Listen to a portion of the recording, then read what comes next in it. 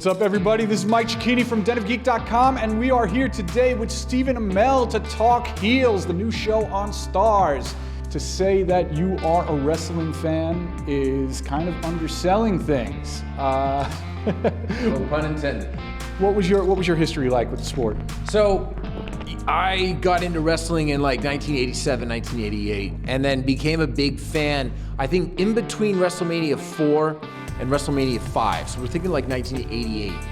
And then I went and watched WrestleMania 5 on closed circuit television at Maple Leaf Gardens in Toronto.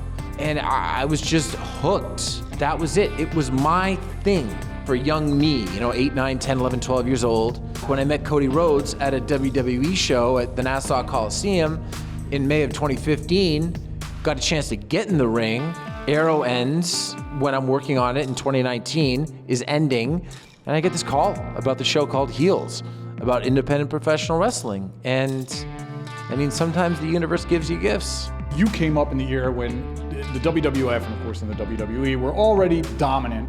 Yeah. But Heels feels like it's almost set in this alternate universe where these tiny little regional promotions still feud with each other. Were you familiar with that stuff? No, right? Because in the late 1980s, early 90s, I remember picking up copies of Pro Wrestling Illustrated, like just going, who's Ric Flair? Who's Dusty Rhodes? Ricky Steamboat's not in the WWF anymore, but why am I seeing photos of him wrestling somewhere, like in Japan? Like, what is happening?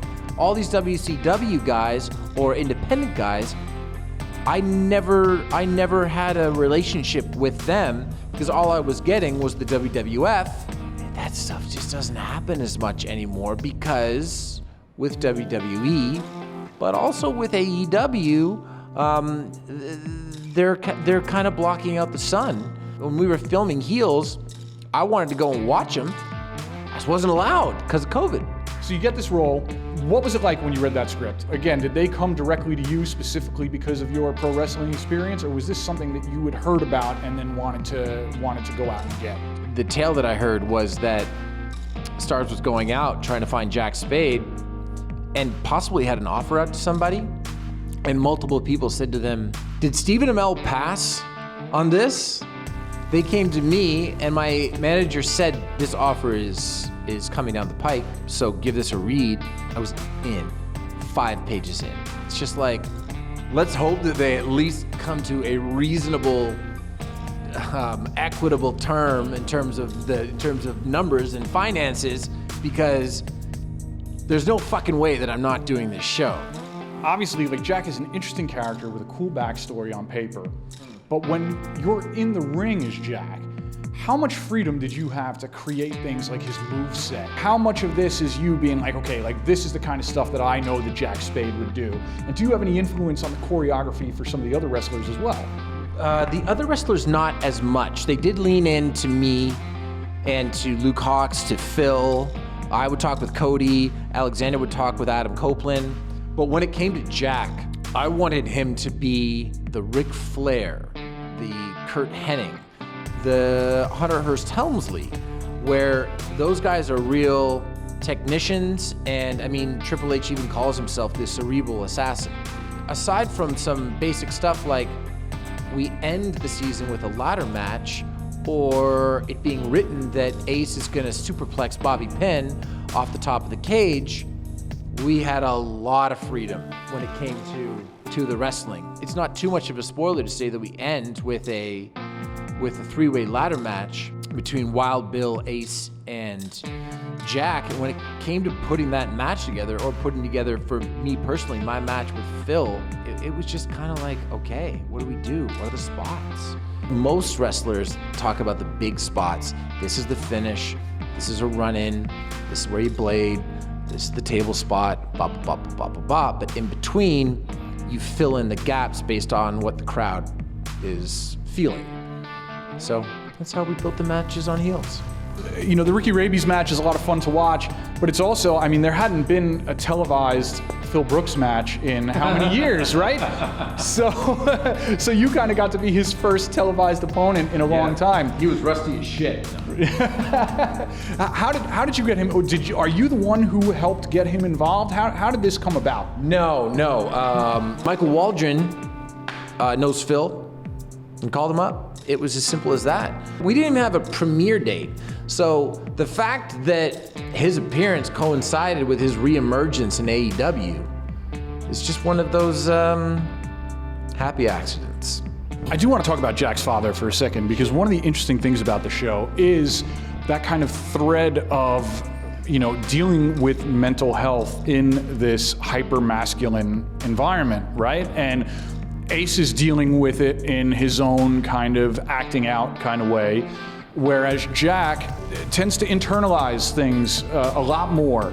What do you think the show really is saying about this? Because it's very nuanced, and it's more subtle than I would have expected. It just has been, over these past couple of years that mental health awareness is really coming to the forefront. My buddy and I started a winery, and on our advisory board is Brandon Marshall, who's retired receiver in the NFL. And I remember 7, 8, 9 years ago, he was talking about mental health and was literally branded as a malcontent because he spoke about these things that everyone is speaking about now, especially and most importantly, I think, in the world of professional sports. And I count professional wrestling amongst that. Blah, blah, blah, blah, blah, it's scripted. Yeah, well, Bryan Cranston doesn't know how to cook meth. Okay, we get it. This is a hyper-masculine, hyper-athletic world, and it's important for everyone to be discussing it, including and especially our show. I've dealt with anxiety and depression and panic attacks, and I spoke about it on my friend Michael Rosenbaum's podcast because I had a panic attack in the middle of the podcast. And I get people coming up to me whenever I meet fans. 1 out of every 4 people will reference that specific interview as helping them in some way, shape, or form. So anything that we can do as a show, I think is the very least that we can do.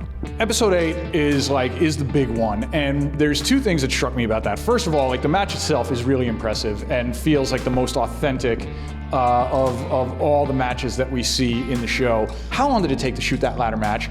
That really cool ending is just such a smart finish. And then, what was up with that crowd, man? 2 days of basic wrestling. And a couple fun stories from that, but first the crowd. I think we're looking at about 600 people that were strategically moved around the space to then add the crowd in with VFX, which they did a masterful job of, because you're sitting here thinking that there were 10,000 people there. Well done, VFX team. When Kelly Berglund gets in the ring, when Crystal gets in the ring, and that music starts to hit, or when she's about to suplex Jack and they cut to slow motion and she's just got this look of jubilation on her face. I mean, I'm getting goosebumps just thinking about it right now.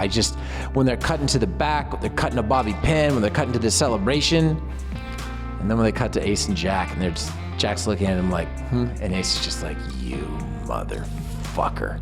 It's a nice, I thought it ended very, very well. Very, very well. Both of them are so amazing in that match. You're okay. Thank you. But they're. How did these 2 prepare for this? Because again, you're the experienced one. Everyone was in the gym. Everyone was doing wrestling training. We sent video of Kelly suplexing me multiple times to producers. I have it. It's on my phone. She went from, at the beginning of the season, worried about getting a little muscle on her frame, to flexing in front of the mirror by the end. You tell her I said that. She did. I saw it multiple times. Check her Instagram. Yeah, she just did it. She did everything that we did. What would be your dream for Heel Season 2? I want the DWL to be in a better place so we can deal with the perils of success. I'd like the world to get bigger, to get outside of DWL and Florida Wrestling Dystopia and just that general area of the South. And forgive me if I've said this already, I would really like to learn more about the lead up to the origins of the DWL and to what took King Spade from proud father to killing himself. It's heavy, but we gotta know. Stephen, thank you so much for coming today. Make sure you watch Heels, Sundays on Starz Play app. And most importantly, right now, if you're watching this, you can check out the first 3 episodes of season 1 on the Starz app, on Facebook, and on YouTube for free.